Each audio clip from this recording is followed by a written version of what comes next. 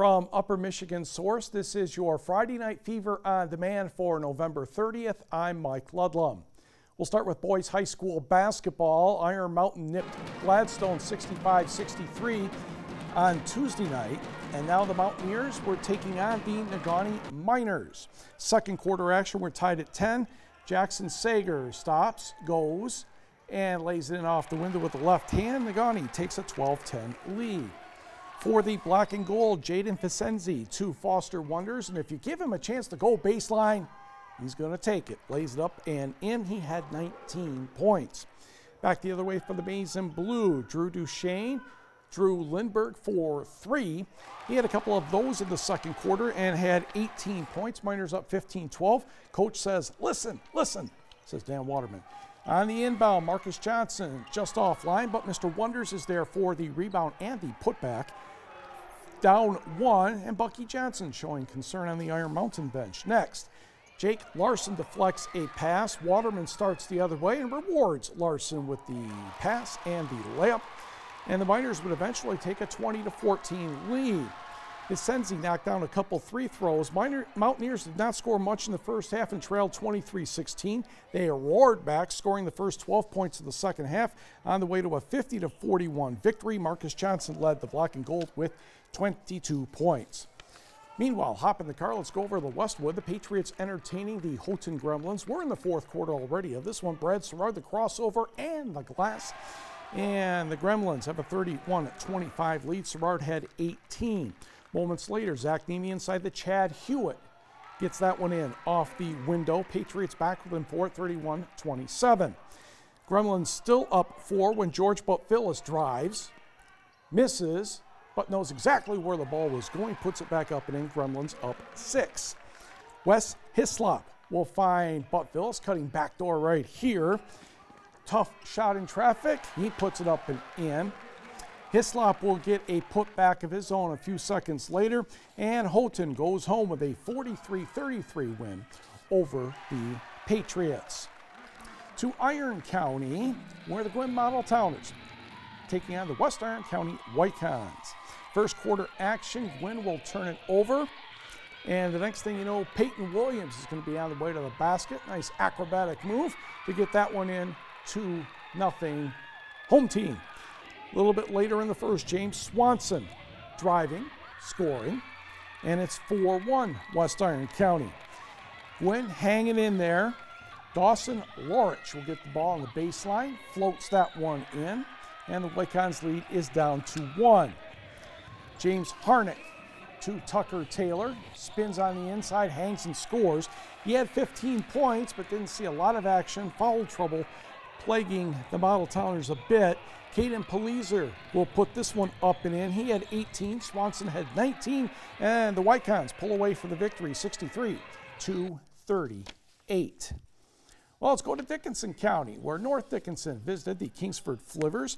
Joseph Roll to Cameron Schultz for the score. The Nordics are on the board, but Luke Terrian blocked, no problem. Cole Galeazzi gets the putback. The Nordics were able to hang in there early, but Mr. Terrian had a pretty good night. He ended up with 27, and Kingsford gets the victory 81-42. To the scoreboard, where Marquette defeats Brighton 63-58 in overtime. Marius Grazoulis had 21 points and 19 rebounds. He also had good help from Rafi Mulatto. Another overtime game, Menominee gets past Stevenson 60-52. Griffin Revor pours in 45, and the Red Devils of Ironwood defeat Bayfield 71-58. North Central doubles up Mid-Penn 62-31. Andrew Blanchard knocks down 32 points for Engadine. The Eagles fly past Newberry 91-73. Brimley downs Detour 81-49.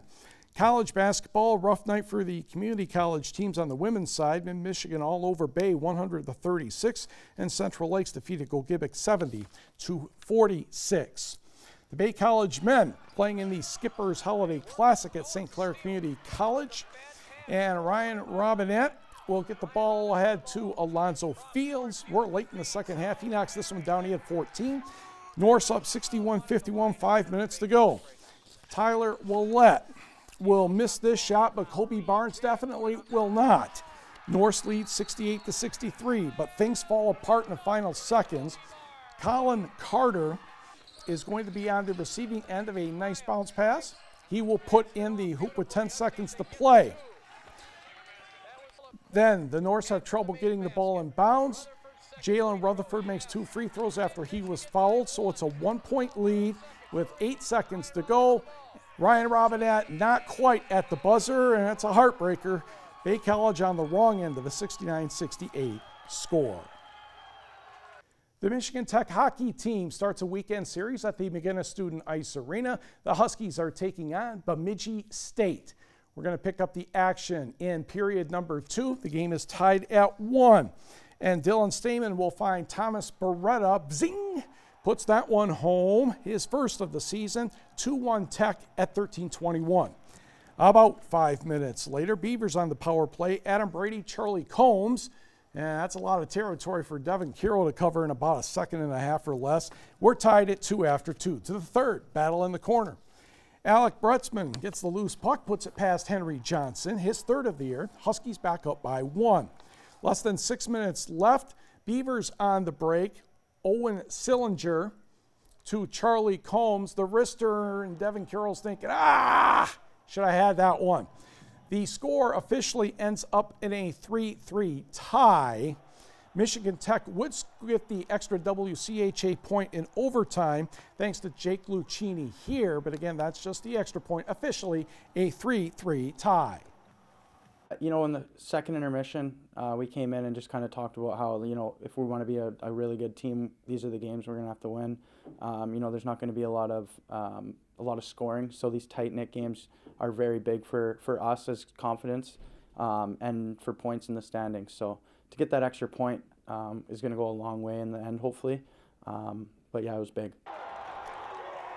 And these two teams will meet Saturday at 7:07. A rather small WCHA scoreboard. Minnesota State, a 4-2 win over Lake Superior State and Ferris State in Alaska. You know they finish long after we go to bed. Elsewhere in college hockey, it was Finlandia, the men getting blanked by Marion 2-0, and the women were on the road and lost 4-1 to the Sabres. Also in college hockey, Michigan State tiptoes past Michigan 4-3. Western Michigan has a winning streak going, 3-2 over Niagara. To high school hockey, Houghton hangs on to beat Traverse City Central 6-5. Bloomfield Hills Cranbrook gets past Calumet 6-3.